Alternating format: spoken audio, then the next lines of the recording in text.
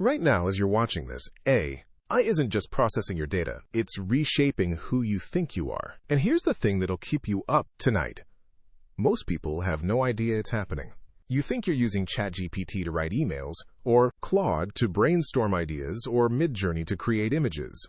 But flip the script for a second. What if every prompt you type, every correction you make, every creative choice you accept or reject, what if all of that is actually training you? What if the real product isn't the AI getting smarter, but you becoming more predictable? This is episode 4 of our 5-part series on adaptation, and today we're diving into the most uncomfortable truth about AI. It's not just amplifying your capabilities. It's quietly rewriting your cognitive patterns. And the people who understand this aren't fighting it. They're leveraging it to become superhuman. I've been tracking AI development for over a decade now, and I've watched something fascinating happen. Everyone's obsessing over whether AI will replace jobs, whether it's conscious, whether it poses existential risks, but they're missing the real revolution happening right under their noses. AI isn't replacing human intelligence. It's creating a hybrid form of intelligence that most people are stumbling into accidentally, and the few who are doing it intentionally, they're building cognitive superpowers that make them virtually incompatible.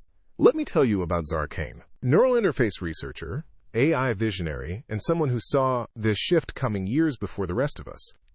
When I interviewed her last month, she said something that stopped me cold. People think they're using AI tools, she told me, that subtle glow from her neural interface tattoo pulsing as she spoke. But tools change the tool user. Every interaction with AI is rewiring your neural pathways, shifting how you think, how you create, how you solve problems.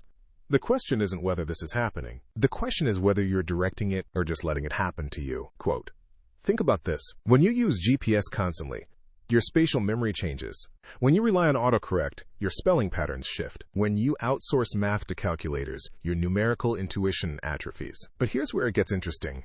When you collaborate with AI strategically, something completely different happens. Your pattern recognition gets sharper. Your creative associations become more diverse. Your ability to synthesize complex information accelerates exponentially. You don't become dependent, you become enhanced. But most people are experiencing this transformation unconsciously. They're letting AI optimize them for AI's convenience, rather than optimizing AI for their growth.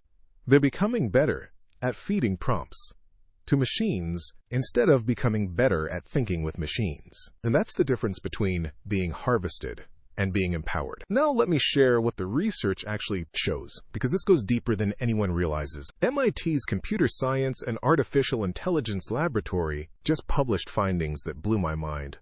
They tracked cognitive changes in people who used AI tools for creative and analytical tasks over 6 months. The results split into 2 distinct groups.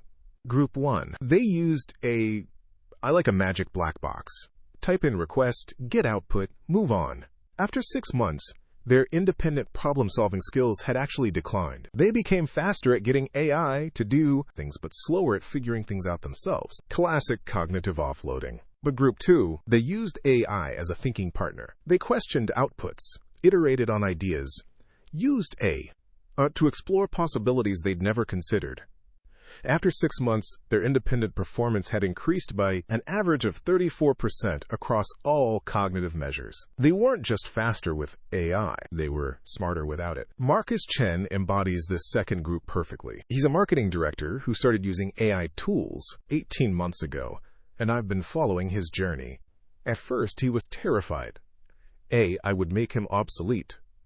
He kept checking his analog watch during our interviews. This nervous tick that betrayed his anxiety about being replaced by automation. But something shifted when he stopped trying to compete with AI and started trying to think with it. I realized I was using AI like a really fancy search engine. Marcus told me. I'd ask it to write copy, and I'd either use it or not use it. But then I started treating it like a creative partner.